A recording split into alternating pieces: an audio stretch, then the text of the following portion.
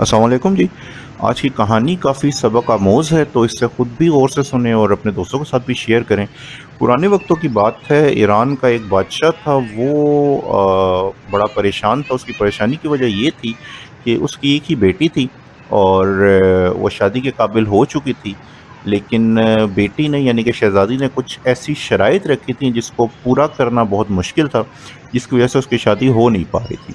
जो शहज़ादी थी वो ये चाहती थी कि कोई शख्स उसके कुछ सवालात के जवाबात दे और ताकि वो ये परख सके कि जो उसके साथ मतलब ज़िंदगी गुज़ारने वाला शख्स है वो इतना अहल है या नहीं है।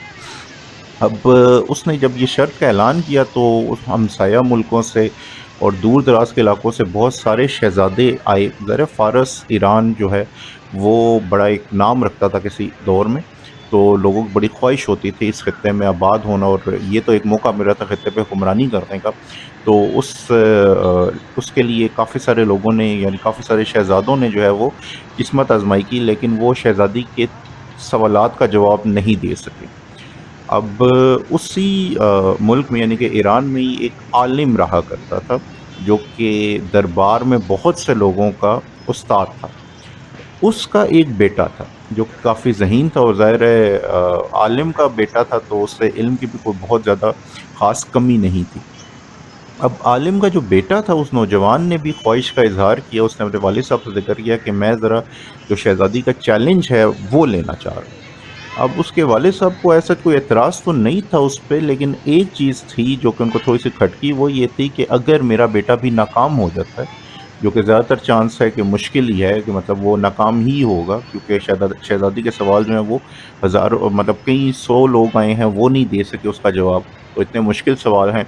तो बस लोगों को ये होगा कि एक आलिम दीन का सॉरी एक आलिम का बेटा जो है वो गया है और वो भी नाकाम होके वापस आ गया। तो उससे जो मेरी एक साख है, मेरी जो इज़्ज़त है, सारी ज़िंदगी मेरी कमाई हुई इज़्ज़त है उस पे जो है वो एक आन जाएगी। लेकिन उस नौजवान ने उसको यकीन दहानी कराई और यकीन दहानी क्या कराई, उस समझाया वालिद साहब को कि बाकियों ने भी किस्मत आज़माई है और अगर मैं भी नाकाम हो गया तो उसमें कोई ऐसी बड़ी बात नहीं है, तो अब मुझे इजाज़त दें। तो ख़ैर आलिम साहब ने उसको इजाज़त दे दी, वो चला गया। अब बात जो है ये थोड़ी-सी फैल गई क्योंकि ज़ाहिर है आलिम काफ़ी एक मशहूर हस्ती थी उस मुल्क में, अब उसका बेटा जो है वो चैलेंज लेने जा रहा था तो लोगों तक ये बात पहुँच गई। अब जिस दिन उसने जाना था, जिस दिन चैलेंज था या जिस दिन उसने शहज़ादी के सामने होके उसके सवालों का जवाब देना था, जो दरबार था वो खचाखच लोगों से भर गया और सब लोग जो हैं वो देखने आ गए कि ये क्या सवालात होंगे और जो आलिम का बेटा है वो किस तरीके से उनका जवाब दे सकेगा। खैर वक़्त शुरू हुआ, शहज़ादी ने अपना पहला सवाल किया। सवाल उसने कुछ बोल के नहीं किया, इशारे से किया। इशारा उसने ये किया कि उसने अपनी एक उँगली उठाई, पहली वाली सीधे हाथ की पहली उँगली और उसे आसमान की तरफ बुलंद कर दिया और थोड़ी देर बाद उसे नीचे कर दिया और फिर मानी ख़ेज़ आँखों से उसने नौजवान की तरफ देखना शुरू कर दिया। नौजवान मुस्कुराते हुए उठा और उसने अपनी एक उँगली और साथ दूसरी उँगली, 2 उँगलियाँ उठाई और आसमान की तरफ कर दी और चुप करके बैठ गया। शहज़ादी ने कहा, जी इसने मेरे पहले सवाल का जवाब दे दिया है और बिल्कुल ठीक दिया। खैर लोगों को समझ नहीं आई। अब शहज़ादी ने कहा कि अब मैं दूसरा सवाल करती हूँ। उसने एक तलवार उठाई और हवा में ऐसे लहराई कि जैसे जिससे मुकाबला कर रहे होते हैं ना, तलवार अंदाज़ी जिस तरह शमशीर ज़नी जिसको बेसिकली कहा जाता है।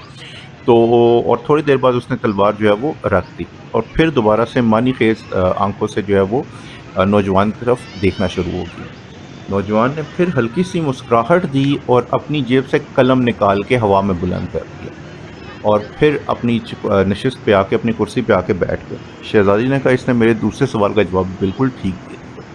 अब मेरा तीसरा सवाल है।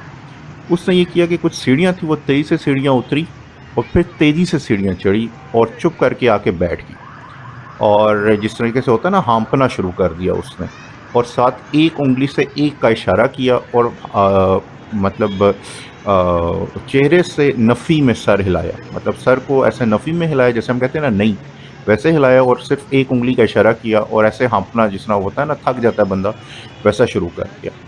अब ये थोड़ा मुश्किल सवाल था, जो आलिम का बेटा था उसके भी थोड़े से हाथ-पाँव जो है वो सर्द होना शुरू हुए, लेकिन उसने हिम्मत की, थोड़ी-सी सोच-विचार की और फिर एकदम से उठा और अपने दिल पे हाथ रखा और फिर आके वापस बैठ गया। शहज़ादी ने मलका के कान में कुछ कहा और चुप करके अपने कमरे में चली गई। ملکہ نے جناب محل میں مبارکبادیں دینا شروع کر دیں کہ مبارک ہو مبارک ہو، اس نوجوان نے جو ہے وہ سارے سوالوں کا صحیح جواب دے دیا، تو ہمیں جو ہے وہ اپنی شہزادی کے لیے شہزادہ مل گیا ہے۔ اب ظاہر ہے بادشاہ خوش بھی بہت تھا، لوگ مطلب خوش بھی بہت زیادہ تھے، لیکن خوشی سے زیادہ حیران تھے کہ یہ سوال کیا تھے اور ان کے جواب کیا تھے۔ تو پہلے تو انہوں نے مبارکبادیں جو دینی تھی وہ دے دی، بعد میں انہوں نے عالم صاحب کے بیٹے کو جو ہے وہ پاس بٹھا لیا، بادشاہ نے بلا لیا کہ بھی مطلب میری بیٹی نے سوال تم سے کیا پوچھے تھا، تم نے جواب کیا دیا، وہ تو ذرا ہمیں بتاؤ۔ اس نے کہا جی شہزادی کا پہلا سوال یہ تھا، اس نے انگلی اٹھائی تھی آسمان کی طرف، مطلب وہ یہ کہنا چاہ رہی تھی کہ میں ایک اللہ کو مانتی ہوں، کیا تم ایک اللہ کو مانتے ہو؟ تو میں نے اپنی 2 انگلیاں اٹھائیں آسمان کی طرف، جس کا مطلب یہ تھا کہ میں اللہ کو بھی مانتا ہوں اور اللہ کے رسول حضرت محمد صلی اللہ علیہ وآلہ وسلم ان کو بھی مانتا ہوں۔ اس کا جو دوسرا سوال تھا جو اسے تلوار لہرائی تھی، وہ بیسیکلی یہ بتانا چاہی تھی کہ کیا تلوار سے بڑا بھی کوئی ہتھیار ہے جس سے لوگوں کا مقابلہ کیا جا سکتا ہے؟ تو میں نے قلم بلند کر کے بتایا کہ ہاں تلوار سے بڑا جو ہتھیار ہے وہ قلم ہے، جس سے پوری دنیا کا مقابلہ تو کیا رہنمائی کی جا سکتی ہے۔ تیسرا بہت مشکل تھا اور یہ کوئی اللہ کی طرف سے میری مدد ہوئی ہے۔ اس نے کیا یہ تھا کہ وہ تیزی سے نیچے اتری پھر چڑھی، مطلب اس نے اپنے جسم کو تھکا دیا، ساتھ ہی اس نے ایک انگلی کا اشارہ کیا اور منہ سے یا سر سے نفی کا نہیں کا اشارہ کیا۔ وہ بیسیکلی یہ بتا رہی تھی کہ میں تھک گئی ہوں، لیکن ایک چیز ہے جو کہ نہیں تھکی، وہ بتاؤ کہ کیا ہے؟ تو جو ہمارا دل ہے یہ نہیں تھکتا، انسان کی پیدائش سے لے کے مرنے تک دل ایک ایسی چیز ہے، ایسا عضو ہے جو کہ نہیں تھکتا۔ تو یہ جواب سن کے بادشاہ بھی بڑا خوش ہوا اور جو اس کی رعایا تھی لوگ تھے عام وہ بھی بہت خوش ہوئے، اور اس طریقے سے وہ جو ہے وہ سلطنت کا شہزادہ بن گیا۔ تو اس کہانی سے ہمیں یہ سبق ملتا ہے کہ علم جو ہے وہ اگر اس طریقے سے کہ اس پہ عمل بھی کیا جا سکے، اس نیت سے سیکھا جائے، تو وہ ہمیں ہر جگہ پہ جو ہے وہ عزت بھی دلواتا ہے اور ہمیں بہت سارا فائدہ بھی دیتا ہے اور ہمارے ساتھ لوگوں کو بھی فائدہ دیتا ہے۔ تو اللہ پاک ہمیں ایسا علم حاصل کرنے کی توفیق عطا فرمائے جو کہ نفع بخش ہو۔ شکریہ۔